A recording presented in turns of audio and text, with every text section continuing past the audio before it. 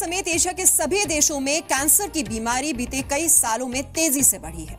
18 तरह का कैंसर दुनिया के कई देशों की 71% आबादी को मौत के मुंह में ले जा रहा है। कैंसर के पारंपरिक इलाज यानी सर्जरी और कीमोथेरेपी आखिरी स्टेज में पहुंच चुके कैंसर को ठीक नहीं कर पाते और मरीज को अपनी जान गंवानी पड़ती है। लेकिन कैंसर के मरीजों के लिए एक अच्छी खबर है और ये खबर ये है कि अब रोबोट कैंसर का खात्मा कर रहा है, जिसकी वजह से मरीज को सर्जरी और कीमोथेरेपी के बुरे असर से नहीं गुजरना पड़ता। रिपोर्ट देखिए। एशियाई देशों में बढ़ रहे कैंसर का खात्मा करेगा रोबोट। एक रोबोट जो 18 तरह के कैंसर से लड़ने में सक्षम है।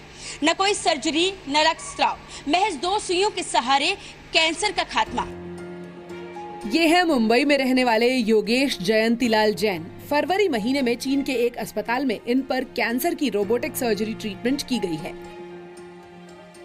योगेश को एक रेयर नेजल कैंसर था।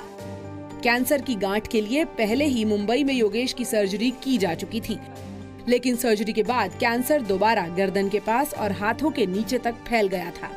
कैंसर दोबारा फैलने के बाद डॉक्टरों ने उनके ठीक होने की संभावनाओं को पूरी तरह से खारिज कर दिया था।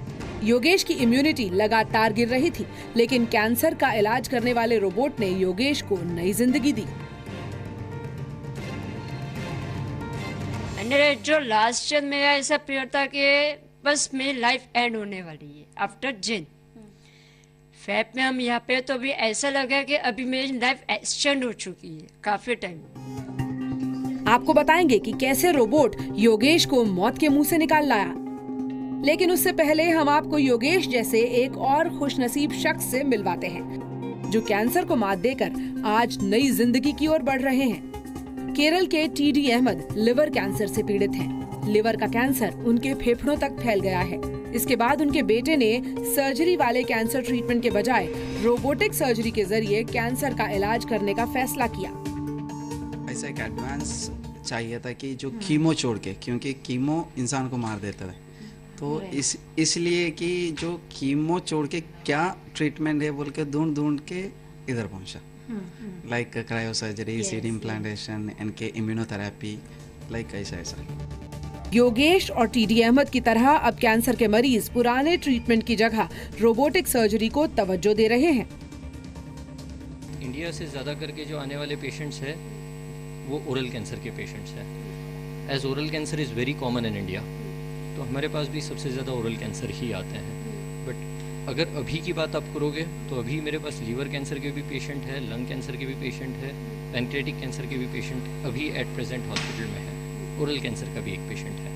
एक साथ कई तकनीकों का इस्तेमाल करके यहाँ पर जो मरीज आते हैं उन्हें ज्यादा लाइफ स्पैन उनका बढ़ाया जा सके, इस बीमारी को ज्यादा बेहतर तरीके से ठीक किया जा सके, इसकी कोशिश की जाती है। भारत से इलाज के लिए चीन पहुंचे इन मरीजों को जीने की उम्मीद दे रहा है रोबोट। रोबोटिक सर्जरी के बारे में आपने पहले भी सुना या देखा होगा, लेकिन आज हम आपको जेन नेक्स्ट ट्रीटमेंट के बारे में बता रहे हैं। चीन के एक अस्पताल में कैंसर के मरीजों को सर्जरी, रेडिएशन और कीमोथेरेपी की तकलीफ से नहीं गुजरना पड़ता, बल्कि रोबोटिक सर्जरी के तहत nano knife, cryo surgery, targeted chemo, immunology और ब्रेका थेरेपी जैसे एडवांस ट्रीटमेंट्स किए जाते हैं। कैंसर का खात्मा करने के लिए साल 2014 में अमेरिका ने जनरेशन नेक्स्ट इलाज की खोज की थी। इसके बाद साल 2015 में चीन के एक अस्पताल ने एशिया महाद्वीप के अंतर्गत आने वाले सभी देशों के कैंसर मरीजों के लिए कैंसर की रोबोटिक सर्जरी की शुरुआत की।